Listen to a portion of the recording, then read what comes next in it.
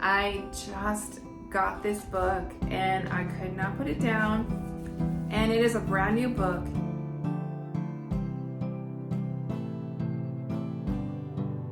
Hi, I'm Christine Siddons and welcome to the One Tough Mama podcast. I am so glad that you're here. If you're like me, go ahead and put on your dish gloves and put your headphones in and listen to this book review. Okay, so it is June and it's hot here. Hopefully you guys are not too hot where you live. And I just wanted to wrap this month up with a book review. Again, my books are in no particular order, and I don't read romance, sci-fi, fantasy, horror, adult type of bedroom activity books. And usually if there's foul language, that type of stuff, I don't read it. Every now and then, if it's like only a few words or in context, then that's okay. So I'm going to just jump right in. The first book is Modoc by Ralph Helfer, a true story of the greatest elephant that ever lived. The greatest elephant story told lovingly by Modoc's owner during the last 20 years of her 78-year life. Modoc spans 8 decades and 3 continents. It is a tale of love, loss, and the deep spiritual bond between a man and his extraordinary 9,000-pound companion. Betty White said, "Once I started this incomparable story, I couldn't put it down. And I cannot get it out of my mind, nor will I ever." Were Modoc a work of fiction, it would still be a wonderful read. But the fact that it is based on a true story makes it absolutely irresistible. The message of what can be accomplished by training through affection and joy will thrill animal lovers and will hopefully bring new insight to others as well. Again, this is a quote by Betty White. So this story is truly an incredible story. And it is one of those where real life is crazier than fiction. You would not even believe the things that this elephant and his owner went through. It is a crazy amount. It is a good story, and I highly recommend it.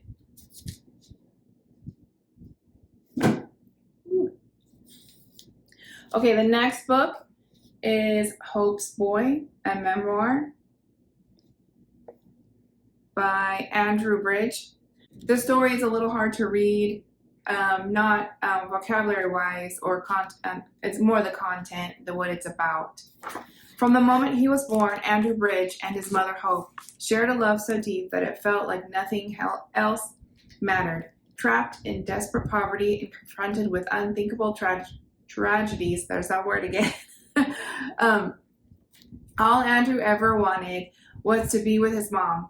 But as her mental health steadily declined, and with no one else left to care for him, authorities arrived and tore Andrew from his screaming mother's arms. In that moment, the life he knew came crashing down around him. He was only 7 years old, and I have a 7-year-old, and so this book was intense and kind of hard for me to read. Hope was institutionalized, and Andrew was placed in what would be his devastating reality for the next 11 years, foster care. After surviving one of our country's most notorious children's facilities, Andrew was thrust into a savagely loveless foster family that refused to accept him as one of their own. Deprived of the nurturing he needed, Andrew clung to the academics and the kindness of teachers. All the while, he refused to surrender the love he held for his mother in his heart. Ultimately, Andrew earned a scholarship to Wesleyan, went on to Harvard Law School, and became a Fulbright scholar. Andrew has dedicated his life's work to helping children living in poverty and in the foster care system. He defied the staggering odds set against him. And here is his heart-wrenching, brutally honest, and inspirational memoir. He reveals who Hope's boy really is. And this is a picture of him. There you go. One of the school pictures that you can see. Sorry, my eye is watering. And then on the inside, here's a picture of him as an adult. So this book not an older book, but he is an adult now. So obviously some things in the foster care system have changed since he was in. Our experience with the foster system, some of it was very similar. Some of it, a lot of it actually was not. Any kid that came into our home, we treated as our own, no matter if they were there for a day, for respite, for a week, or we didn't know how long, or if they were end up being our forever kid. So unfortunately, Andrew's story is not the same. But it is, I always like I said before, I like those stories come from behind, come from the hardships, you're pulling yourself up from your bootstraps kind of stories, and you're making a success for yourself. And this is definitely one of those stories. Okay, so this one I have read before, Ruth Bell Graham, Prodigals and Those Who Love Them. And so if you have read anything by Ruth Bell Graham, you know that she does a lot of poetry. She quotes and different things like that. So this is a really quick read. And again, I have read this book before, and having prodigals myself, I just wanted to reread it again. So, Prodigals and Those Who Love Them. Ruth Bell Graham knows about prodigals. 2 of her 5 children were spiritual wanderers. From the pain she experienced as she prayed, watched and waited for them to return to the fold, Mrs. Graham writes Prodigals and Those Who Love Them. Throughout the writing of this book, she has kept them in mind, the hurt and disappointment the one who wanders feels. Sorry if you can hear my daughter in the background closing the doors. And the confusion and fear of one who waits, to capture both sides of the picture. She has recounted stories about past prodigals, some famous like Augustine, and some little known like a Scottish lass, Flora Campbell. Mrs. Graham has also collected her own poems and diary entries written during the prodigal years of her 2 sons, as well as hymns and Bible verses that brought her solace. Anyone who knows a prodigal, loves a prodigal, or is a prodigal will benefit from the sensitive and encouraging book. Readers will be touched by the honest feelings of pain, frustration, and uncertainty Miss Graham expresses so eloquently, and they will share in the lessons she's learned about God's sovereignty and ultimate peace. For all those who wander in the night and all those who wait with a light on, prodigals and those who love them will be a balm to hurting hearts. Ruth Bell Graham has also written Legacy of a Pack Rat and It's My Turn. The daughter of medical missionaries to China, she is the wife of the evangelist Billy Graham. They have 5 children, 19 grandchildren, and 3 great-grandchildren, and that might have changed. This is a little bit of an older book. Again, if you have prodigals, this will bring some encouragement to you. So the next book is a heartwarming story entitled If I Live to Be 100, Lessons from the Centenarians, I hope I say that right, by Nina Ellis. She also authored NPR's 100 Years of Stories. So this book, it does not necessarily give you tips and life things, life hacks, I guess, if you will, to how to get to 100. This book kind of took the author on a different path. So in this book, she interviews a number of centenarians, and a few of them, she went back a few times and interviewed them again and again. And again, these are centenarians, and so 100 years or more spans a great deal of history, a great deal of just life. And so we have interracial marriages, we have LGBTQ, which a lot of these things were just very unheard of, over 100 years ago. There are some that have remarried, gotten married later, just various different people and various walks of life, and just their stories and how they have touched other people. again, you're not going to read this and think, oh, and learn like, oh, if I just eat this, or if I don't smoke, or if I whatever. You're not going to learn those type of things by this. It's just interviews with people who have lived to be 100 or more, and so it's very good. It's just growing up with my grandparents. I really enjoy the lessons you can learn from the older generation, and so this book, it just brought like comfort to my heart. It was just like sitting down and talking with your grandparents or your great grandparents. So I recommend this book. Okay, this next book is probably a newer book. I'm not sure when exactly it was released, but I just recently found this author, YouTuber. I think she has a podcast, but I've seen her in the shorts. She's come up on some of my feeds, and this book is called Reclaiming Your Identity, A Mom's Guide to Empowerment, Boundaries, and Peace Amid Estrangement by Kendall L. Williams. So I have estranged adult children, and so this book gave me some insight, and sometimes it's just good to know that you're not the only one going through this, and there's someone else in your corner as well, and you kind of just feel heard. She doesn't pull punches. She's tactful, but she doesn't pull punches, and it is a very short book, and I dog-eared a couple of pages. The pain of disrespect. I should have underlined the things that really stuck out to me. But anyway, I dog-eared a couple of the pages. So on the back it reads, Reclaiming Your Identity. A quick guide to healing, setting boundaries, and empowering yourself as a mom. Motherhood isn't always the fairy tale we imagined. And when relationships with our adult children become strained, it can feel overwhelming. This quick yet powerful guide is here to help you reclaim your peace, set healthy boundaries, and find the healing you deserve. With honesty, insight, and practical advice, Kendall Gordon Williams, host of Mom's True Tea, provides the tools you need to navigate difficult family dynamics and step into your power as a mother on your own terms.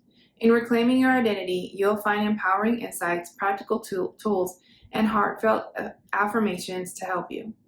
Set and maintain boundaries. Distance yourself from disrespect. Without guilt, release shame and reclaim your personal power.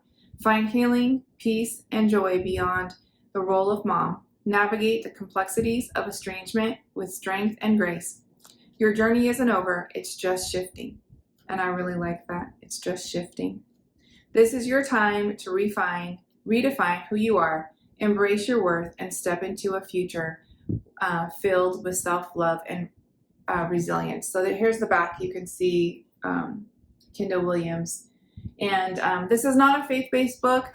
And so, again, I like to get some practical insight and how-tos. But the Bible is my ultimate go-to. I can't even talk. The Bible is my ultimate go-to. Excuse me. And prayer and just asking God to help me to walk through every stage that I'm in, no matter what it is. And so this just, again, helped me feel like there was someone else in my corner and somebody that understood. And it did give me some practical advice and just like some reaffirming where I'm at, and like it's not necessarily all my fault and that kind of thing. And so if you have any estranged children, Reclaiming Your Identity, and you can look her up, Kendall L. Williams. You can look her up online. She has a lot of shorts and different things like that. Okay, so now for history, and this is American history. It's called Founding Mothers, The Women Who Raised Our Nation by Cokie Roberts. This one is really good. I always like to learn history and see it from different perspectives. And so this one is from the women's perspective, the wives, the mothers, the sisters, perspectives of what happened and things like that. And so much of what it took for America to become America would not have happened without the support of the women staying home and holding down the fort, basically. And some of them literally had to leave their homes because the war was at their doorsteps, or they were going to be attacked, and their lives and their children were being threatened. And so while some of their husbands were either in a different state, which back then you might as well be a whole continent away, and some of them were a continent away as ambassadors, they had to run the farm, manage their property, the people under them. They had to take care of their kids. And so some of them went from house to house to house and just kind of, just stayed alive, kept their families alive. And thank God for, letters, because this is where we get a lot of the history from, is the letters. Everybody knows about John Quincy Adams and Abigail Adams. Everybody knows about President Adams and Abigail's letters and back and forth, but there was other letters and correspondence between sisters, Benjamin Franklin and his sister and his wife, and different people's sisters. And too, like, some of these women literally lived on the battlefield with their husbands, washing their laundry or feeding, making the food or mending the clothes. Some of these women would keep up with not necessarily the gossip, but the what we would call probably the talk on the street, I guess. Some of these women were more in the know than their husbands, and they would, hey, this is what they're talking about, and this is what they're planning. And so it really goes into a lot of different, like I said, wives and sisters. So let me read the back. An impressively researched work. And yes, it is very impressively researched. I felt that the whole time. In the histories of the American Revolution, much has been written about America's founding fathers, those brave men who signed the Declaration of Independence, battled the British, and framed the Constitution. Yet the wives, mothers, sisters, and daughters who supported, encouraged, and even advised them have been virtually ignored. In Founding Mothers, New York Times best-selling author Cokie Roberts brings to light the stories of the women who fought the revolution as valiantly as the men, sometimes even defending their own very doorsteps from the British occupation. While the men went off to war or to Congress, the women managed their husbands' businesses, ran the farms, raised their children. These women who sacrificed for the fledgling nation spent months or even years apart from their husbands, at a time when letters were their only form of contact. Drawing upon personal correspondence and private journals, Founding Mothers brings to life the everyday trials, extraordinary triumphs, and often surprising stories of Abigail Adams, Mercy Otis Warren, Deborah Reed Franklin, Eliza Pinckney, Martha Washington, and other patriotic and passionate women, each of whom played a role in raising our nation. If you are into history, I highly recommend this one, especially if you're into American history. This one is awesome. Time for a commercial break. Okay, so right now I have one of my favorite makeup companies, Toups Co Organics. This is all natural. I use their what I would call foundation. Some people call it CC cream or liquid foundation. So this one is awesome because Toups Co, I'm gonna turn this down. Toups Co, they actually have samples that you can order. Before you order the foundation, you can order samples. So, and it's a set. You can order a set of samples of powder and then the liquid foundation. And that was awesome because if you're like me, like you can't even at the store, you can't even try on the foundation or the powder, so you just try to take a guess. And this one is almost exactly like my skin color, and so it matches so perfect. It's so good. And then I use the mascara, and they have brown and black in that, and then I use their eyeliner too, and it's like kind of like an old school eyeliner where you have to pencil sharpener. But they're all natural. They have eyeshadows, everything that you would think of for your makeup.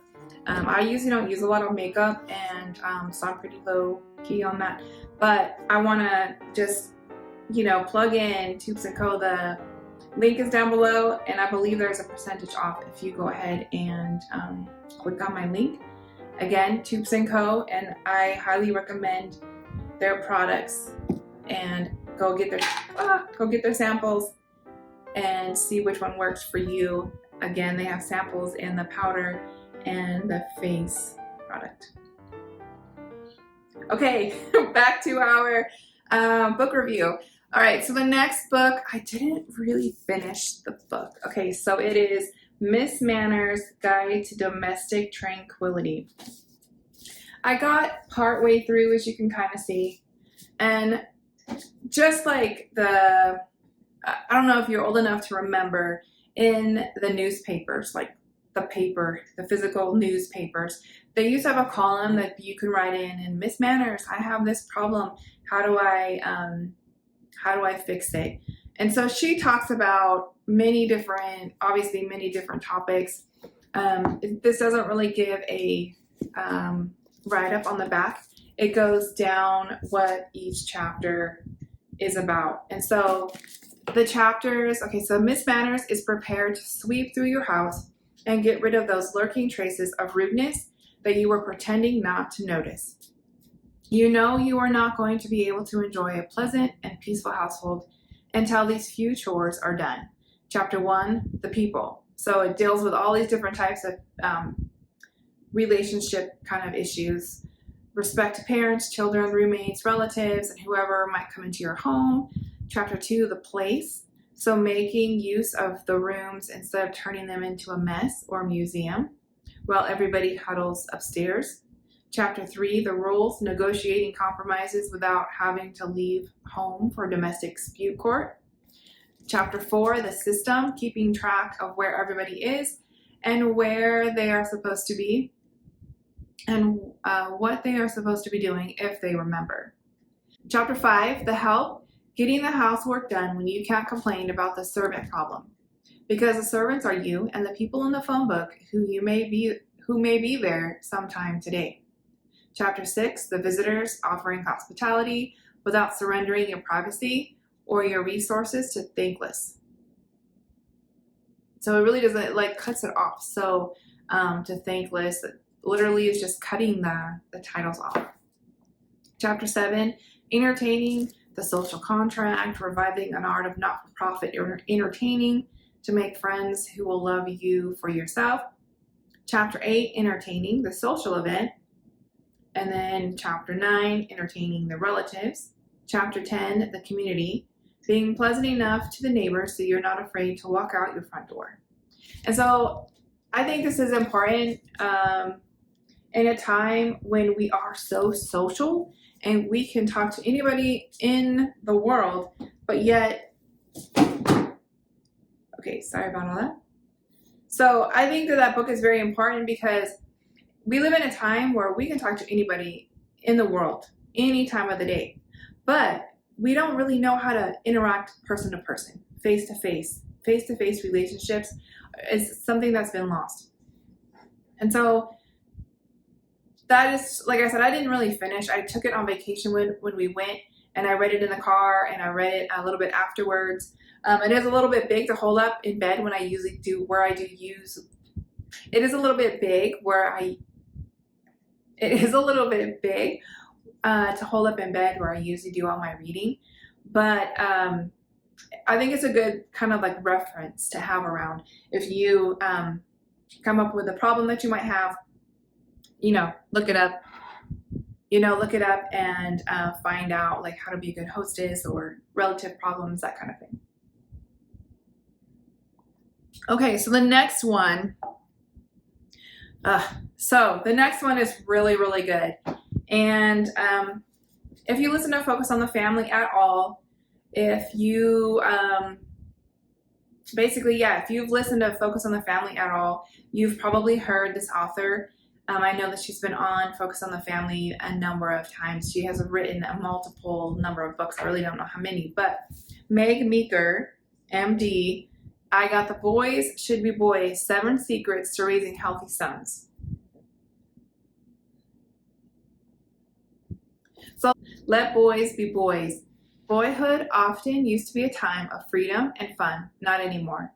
Rambunctious, high-spirited boys, healthy boys, face a hostile world that too often discounts their masculine virtues and denies them what they need to become mature, confident, and thoughtful men.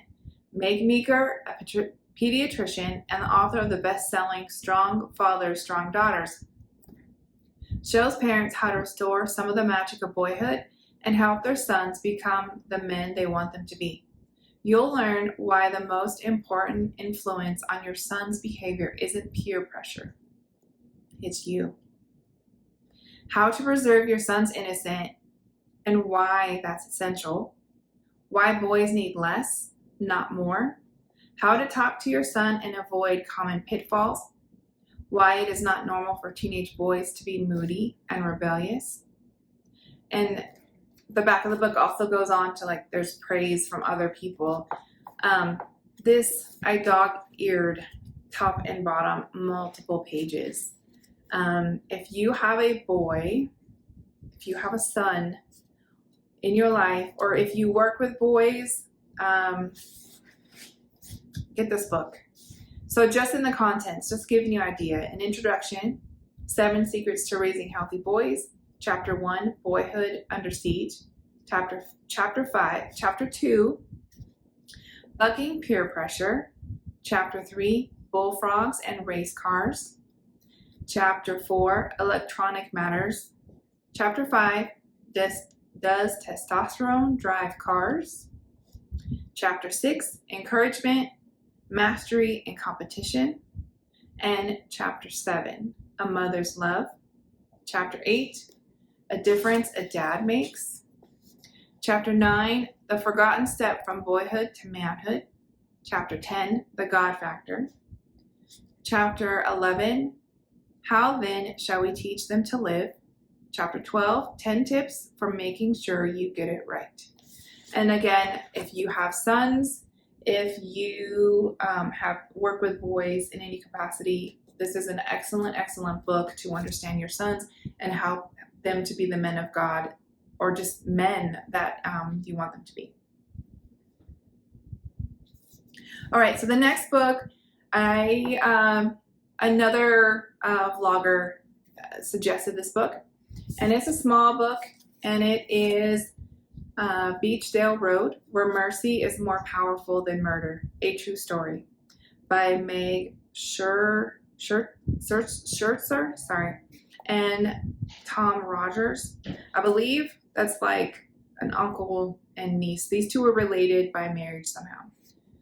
So this book is based on a true story. On Sunday, June 21st, 2020, 18-year-old Linda Schultzfuss of Bird in Hand, Pennsylvania, was kidnapped and later murdered by Justo Smoker, a member of our family. This book is our attempt to share our story of grief, anger, and pain, but also of unexplainable grace, kindness, and mercy at the hands of the Amish community, of which Linda Schultzfuss was a part.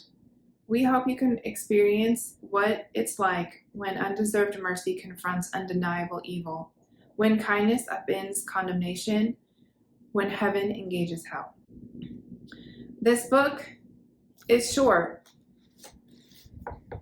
but it really does give you a big insight on forgiveness and mercy. And, the Amish, we all know that they live a little different. But this is something that we all could take from and apply it to our lives. If you want to know what mercy and forgiveness look like, this is a good book. Beechdale Road. Okay, so y'all know that I've talked about how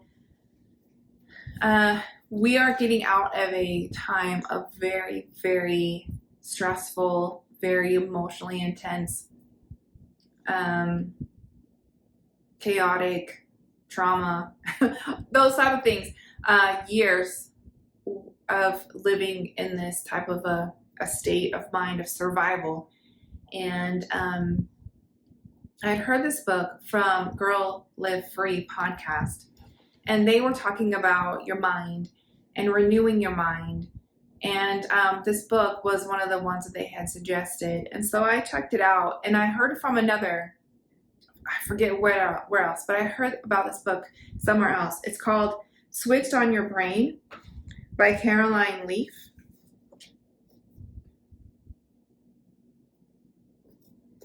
The Key to Peak Happiness, Thinking, and Health. You're not a victim of your biology. What we think about truly affects us both physically and emotionally. Today, our culture is undergoing an epidemic of toxic thoughts that, left unchecked, create ideal conditions for illnesses. Supported by current scientific and medical research, Dr. Caroline Leaf exposes the switch on your brain that will enable you to live a happier, healthier, more enjoyable life. You are not a victim of your biology. What we think about truly affects us both physically and emotionally. Today, our culture is undergoing an epidemic of toxic thoughts that, left unchecked, create ideal conditions for illnesses. Supported by current scientific and medical research, Dr. Caroline Leaf exposes the switch in your brain that will enable you to live happier, healthier, and more enjoyable life, where you achieve your goals, get your thought life under control, and even become more intelligent. And her 21-day brain detox plan guides you step by step through this process of replacing toxic thoughts with healthy ones. Ready to reap the benefits of a detox thought life? Read on. So this one, I got this on Thrift Books. And so somebody had already gone through and highlighted and underlined, and a lot of the same, I would have underlined a lot of the same things that this previous owner of this book underlined and highlighted herself or himself. So the thing that amazes me, how God is just so awesome that He created our brain that in a way that we can transform it, we can renew it. The Bible talks about renewing your mind.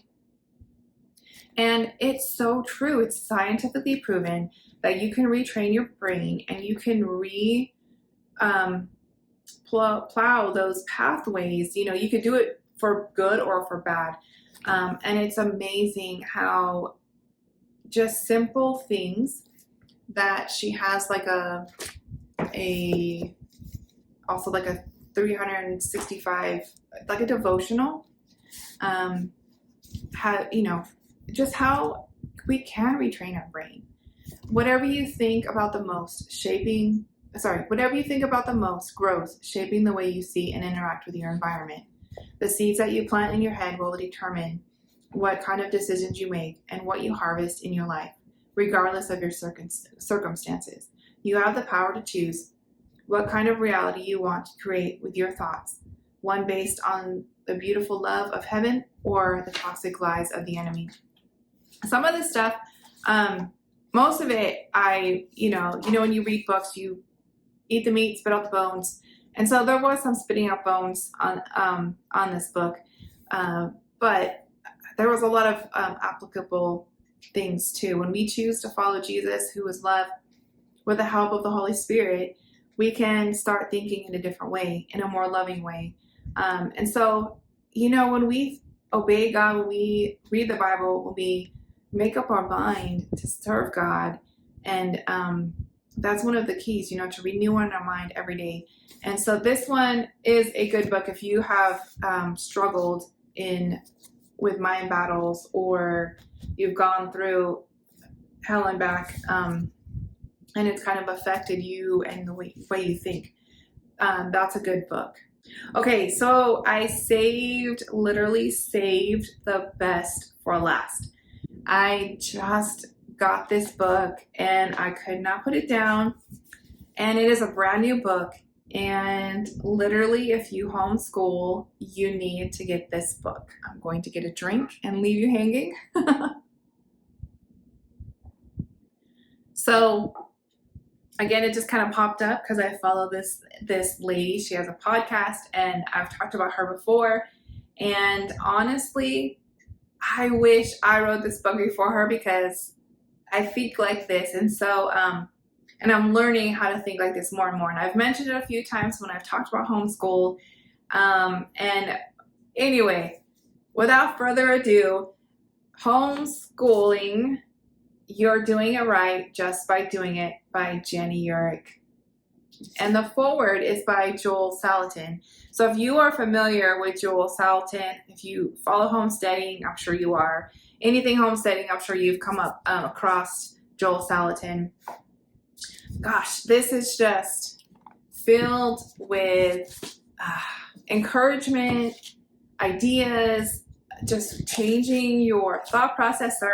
A lot of us who go into homeschooling are not educated. We don't have a degree in education. We're not teachers. We're just moms. And I use the word just loosely. But we're moms, dads who want to homeschool their kids for various reasons. And so many times we can feel like we're messing our kids up. We're not doing it right. We're inadequate. And this book will set you free. Literally. Okay, so let me read the inside cover. With so many voices offering conflicting advice about homeschooling, it's hard to know where to start and where to go from there. A homeschooling mother of 5 and founder of 1,000 Hours Outside, Jenny Urick draws from her years of experience and research as well as her master's degree in education to encourage and equip parents who want to give homeschooling a try or want to improve their experience. Starting from the standpoint of you're doing it right instead of you're doing it wrong, Jenny helps you understand that just by choosing to homeschool, you are, and she puts it in little like bullet points, learning through living, allowing for individual timelines, leaving space for boredom, which is so important, providing multi-age experiences, teaching self-reliance, offering freedom, slowing down, and more. If you've been on the fence about homeschooling or wondering if you're doing it all wrong, let Jenny encourage you in all you've already accomplished and equip you for even greater things ahead. Again, Jenny Urick, I've talked about her